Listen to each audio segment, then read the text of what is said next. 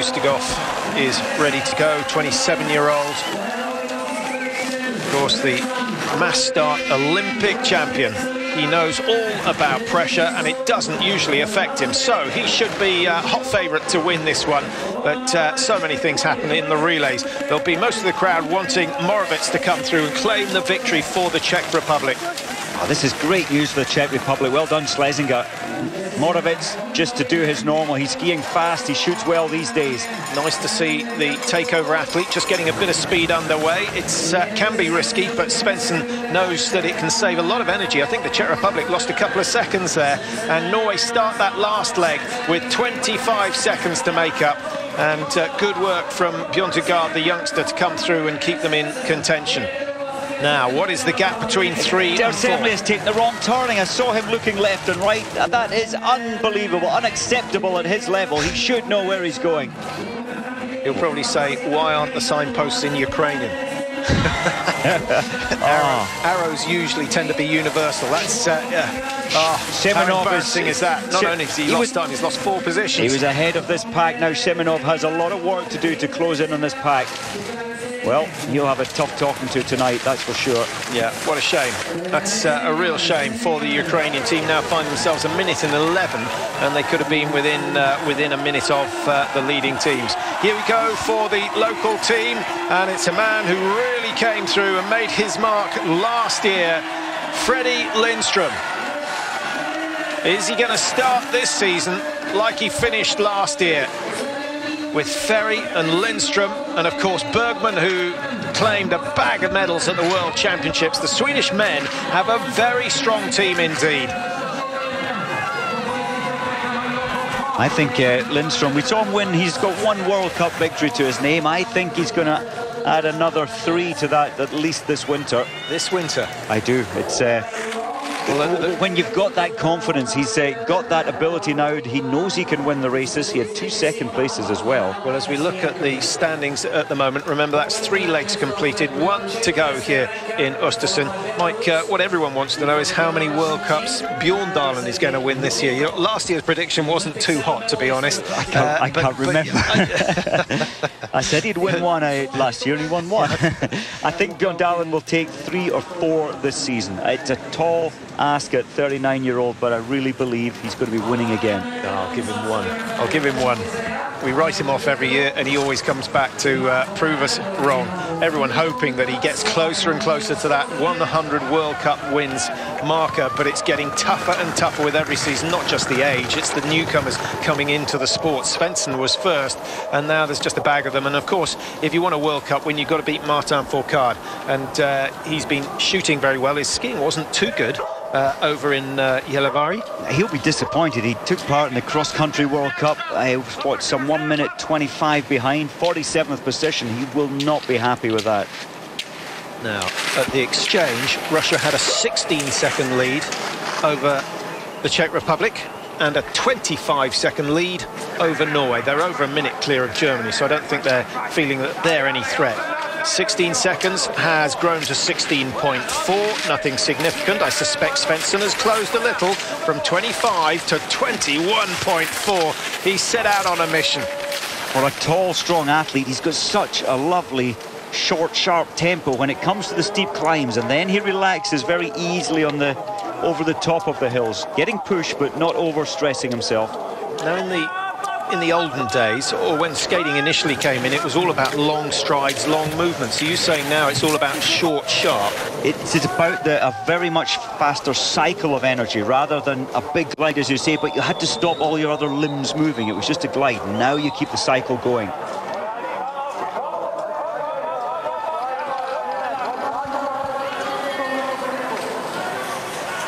Well, the atmosphere building here in Oestersund. They generally get good crowds, and well, some of the seasons we've been up here, it's been minus 20 and right on the limit of safe racing. No danger of that this weekend, although the temperatures further east are due to drop to about minus 25 tomorrow and Tuesday.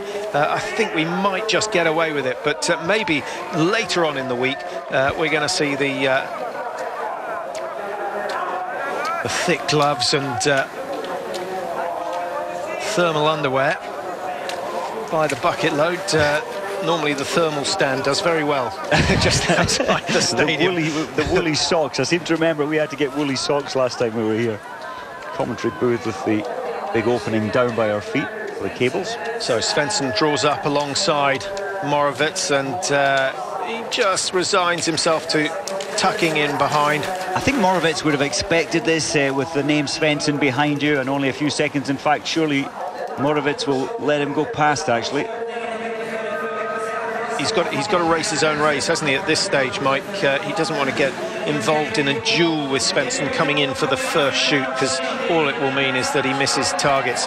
Now, the Russians with a lead, and exciting times for them. The World Championships in Khanty-Mansiysk were nothing short of a disaster for Russia. We saw a lot of changes in the coaching teams, and now they're starting to rebuild, but running out of time as far as Sochi 2014 is concerned. Ushtigov Patrick, he pushed himself so hard up the final climb. He has calmed his pace down now, just releasing his rear snow cover. Very quick drills. Remember, the Olympic champion in the mass start discipline, one of the hardest, perhaps the hardest event to win. And he shot 20 out of 20 on that occasion. If he's going to miss one, it will be number 5. No mistake. Good shooting from Uestigov, just in time for Svensson to see what he's got to do. The pressure now on Norway and the Czech Republic. Always nice to see that first target go down, Mike. It is, and Svensson, he doesn't get flustered. Moravec taking more time than usual. Is he just saying, let's make sure of the podium? I think he's just playing it comfortable and safe. He's not changing his routine nor his drills, which I think is very, very mature thinking. Well done, Moravec. Prone shooting used to be Moravec's his problem. He turned that around last year. Pleased to see he's carrying it into this year. No spare rounds. I think you're absolutely right. He knows he's not going to beat Svensson if they shoot exactly the same. His chance of beating Svensson is to stay as close as he can, but don't miss any targets himself. And, of course, he'll also be trying to hold off Sweden, Germany, France. De Lorenzi, Italian, and closest to the camera in 4th place, but he's missed the first 2. Simon Schempp shooting for Germany. He's done well, 3 out of 3. And France going well. That's a very good shoot from Alexei Burf, who clears 5 and keeps them in with a chance of getting on the podium should any of those 3 leading teams make mistakes. Schempp is clear. Now the Ukraine, are they going to come back in to challenge for a minor place today? De Lorenzi, he's got 2 shots left, 2 targets standing. He has to get them. He has to take his time with it as well. I think this is Lukas Hofer actually on the last leg for Italy, Mike. He's got 5 anyway. Whoever it is, I think it is Lukas Hofer. It is Hofer, beg your pardon. Yeah, yes, there he is. Of course it is.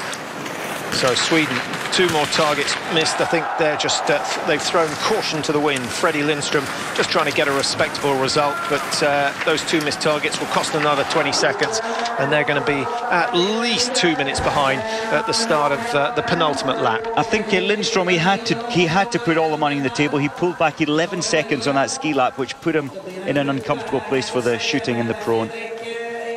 Well, it's still 25 seconds between the first 3 teams, but positions 2 and 3 have changed, with Norway going ahead of the Czech Republic. This is the shooting from Uestigov. Well, that last shot was fairly central, maybe a tiny bit right, but good shooting as a whole. Not a whole lot of joy nor reaction there, but that was beautiful shooting.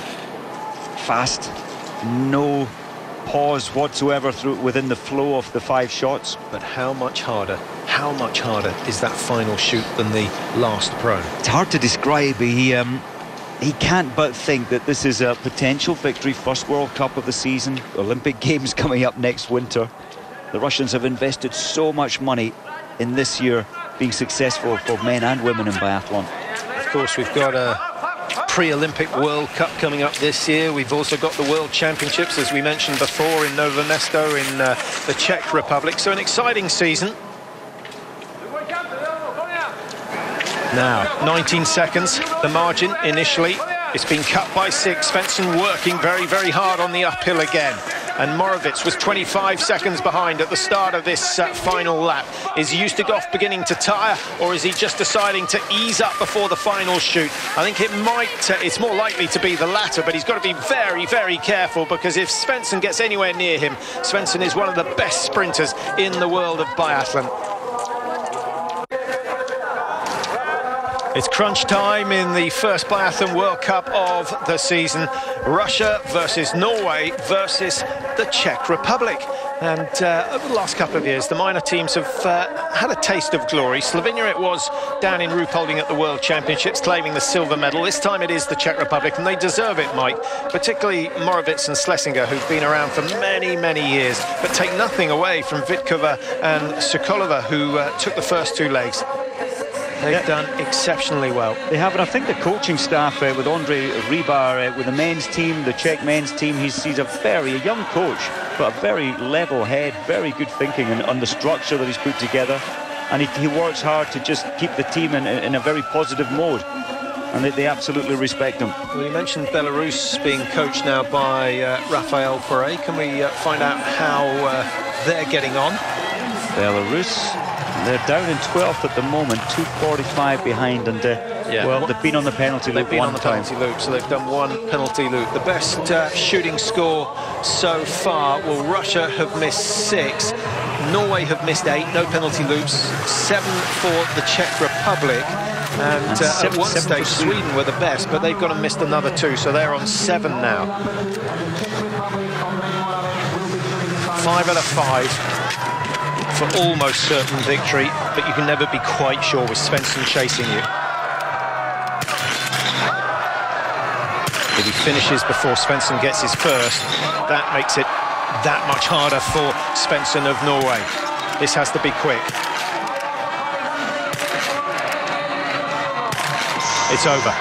It is over. No chance, surely, Mike. 15 seconds would have been a realistic target for Svensson on the last lap, but you can almost double that to 30. What's it going to be? I think only about now is Volkov safe, because Svensson is on fire out there on the track. Down it goes. 15 seconds at the moment, but he hasn't passed the timing wand. 1 miss from Moravec. If this goes down, then the Czech Republic should be safe for 3rd position. He's got it. Great shooting, good tactics, and a very, very mature performance from Andre Moravec, backing up what we saw from Vitkova, Sokolova and Schlesinger earlier on. Germany, not the best of starts.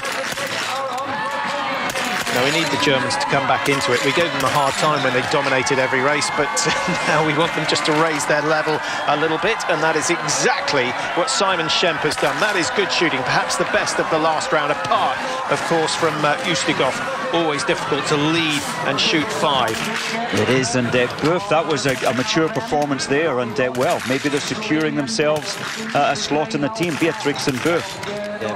Svensson, Mike, 29 seconds. That's a long way. He's only got 2.5 kilometres. The amazing thing with Svensson, he will be going for that. He'll think, I can still do this. He'll have the timings in his head.